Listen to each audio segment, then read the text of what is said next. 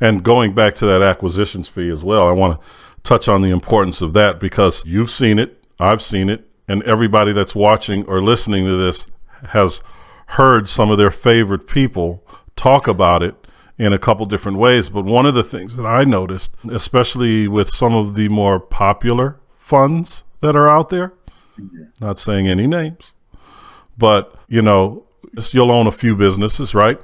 You have one business that finds the property and then sells it to the business that's going to fund the property. And then that business, let's just say they found it for $900,000. They sell it to this business, your other business, for $1 million. And then when you go get it funded, provided you're raising money, you're still putting another acquisition fee on that. And some of these people will throw in an acquisitions fee as high as 5%. And so for the investor that's coming in, if that's $1 million acquisition, that's $150,000 that went into the pocket of that particular company that the investors are never going to see anything on. They're not going to see any return on that. It has nothing to do with them. And that acquisition fee is just to pad the pockets of the person. I mean, they say it's for all kind of different things. And I understand why maybe you'd want to, like myself, I would say, look, when we're raising money, we want to make sure that this project is funded properly. So we want to have $50,000, $75,000 in the bank for that property. But that's part of the raise. Right? It's part of the raise. So, but if I'm taking an acquisitions fee and I'm putting in my pocket and saying, we're going to be spending this much money, on this particular property or to market or to do this or to do that, that's a completely, no, all those numbers are in the expenses for that particular asset. And it just takes money.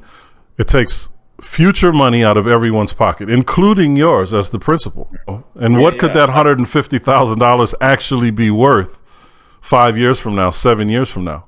To me, it's like, it's stupid. It's stupid to me because you're taking today's money when you can already account for it. You're safe. The company, the business, the asset is safe in another way that the investors will get back and will earn, presumably anyway, some profit on the lifetime of the deal. Yeah.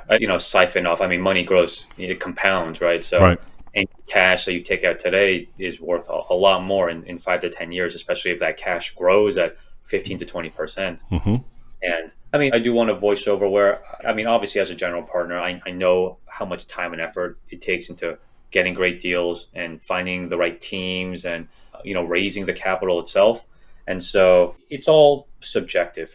I usually trust people that will have fees at around 2 to 3%, much more than I'll trust someone that has it near 5 to 7%. Because at that point, you're looking to make more money from just selling this one deal and moving on to the next. Versus, I get it. Some people have to cover their costs. They've got employees. They've got, systems that they run. And I mean, I'm fortunate in that I have a very lean company. It's just me and my business partner and a virtual assistant that, we can kind of afford on our own. But other teams, they have a lot of expenses, which is fine. There's nothing wrong with covering expenses, but I do think that the incentives get a little wonky when they're making more today. They're making that $200,000 acquisition fee today.